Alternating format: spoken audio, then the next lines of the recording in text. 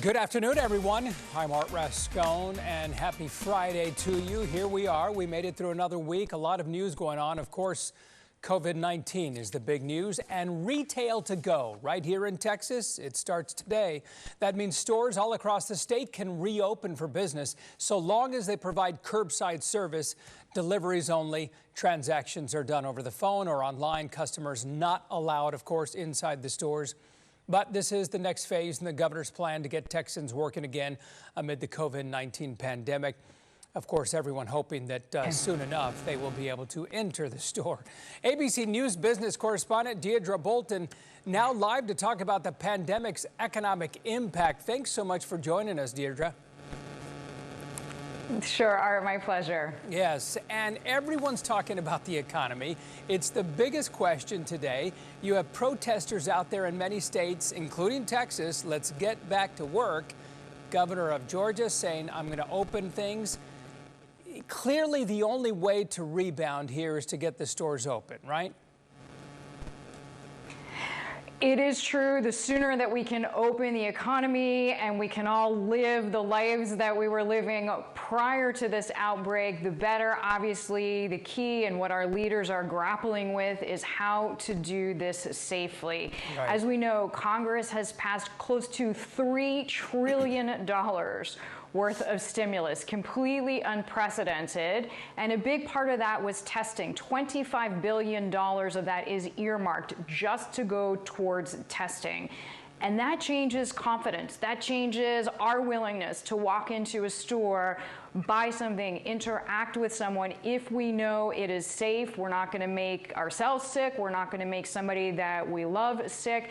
That is the game changer. It's all about confidence. Personally, I was very glad to see that that particular part of the stimulus was passed. It's there. And hopefully going forward, that will help. We love to spend. Americans are great shoppers. It's 2/3 of our GDP. So any support for retail is certainly welcome. And that's really been the industry hit the hardest right out of the gate. I would say you have retail and travel, Art. Absolutely. And the small business owners, they are really hurting when you consider 50% of Americans into small business there.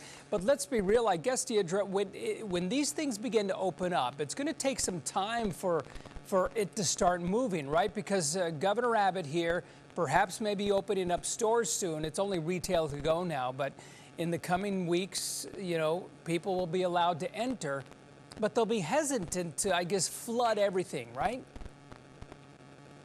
They sure will, because human psychology, we're all wired in the same way, and we've been told now for weeks that we are living with a very clear and present danger. So to make people turn the page mentally and change their behaviors is going to take a certain amount of assurance. So one thing that I have seen stores in New York City here do, for example, is they have a very specific limit to how many people can be in a store at one time. Even pharmacies, which obviously are essential businesses, but they are limiting the number of people that can be in a store at a time. And I know that that has been very reassuring to some people here. I am sure we are going to see measures like that put into place nationwide so that people can go, they can get what they need. Hopefully even at some point we get back to buying what they want, but still feel secure about their health, Art.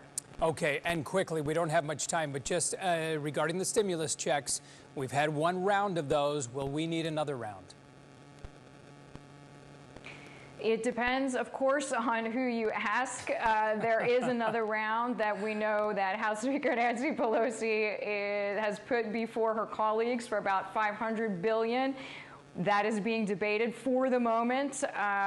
On the Republican side, Mitch McConnell has remained uncommitted. But as far as those stimulus checks, from what we understood, the $1,200, that, at least as we know, is one and done. But the conversation continues, Art. It certainly does. Thank you so much, Deirdre Bolton, ABC business correspondent. We thank you for joining us. Have a terrific day and a wonderful weekend as well.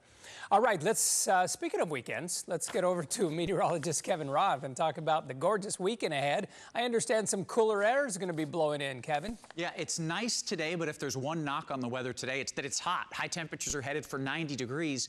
But tonight, a front comes through, and as Art mentioned, that means we're going to bring in some of that cooler air. So let's take you all the way through the day. It's hot, temperatures slow to cool, but at around 10 o'clock, you see that 20% chance for showers and storms. That's with the frontal passage. So we'll look at future track, get you through the afternoon, a lot of sunshine, and into the evening. That's when those rain chances start to pick up. You see these isolated showers and storms stronger the farther north you are. So our northern counties more likely to see those thunderstorms weakening as it moves south into that I-10 corridor and continues on south.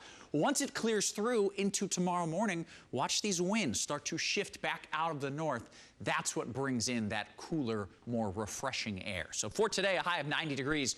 By Saturday, it's a high of 81 with low humidity. Beautiful stuff there. Saturday night and into Sunday morning, lows in the 50s, still gorgeous. Next rain chance coming Tuesday and Wednesday. Art? That is a gorgeous weekend. Thank you, Kevin. It looks gorgeous out there. All right, well, finally, we love this story. Listen closely. A retired nurse in Minnesota has lived through two pandemics. We're talking about 104-year-old Gertrude Larson. Look at her go. She survived the Spanish flu pandemic back in 1918. Ms. Gertrude says her mother kept her and her siblings separated on their farm, just in case, wanted to keep everyone separated, that social distancing. Now she's sewing masks for nursing home staff and residents. By the way, that sewing machine, you notice it looks pretty old. It was purchased back in 1939. Way to go, Miss Gertrude. We love you. That's wonderful. Hope she continues to live strong and healthy. That's it for the Midday. Thank you for joining us. It's Friday. Enjoy your wonderful weekend. I'm Art Rascone. Have a great day. We'll see you back here on Monday.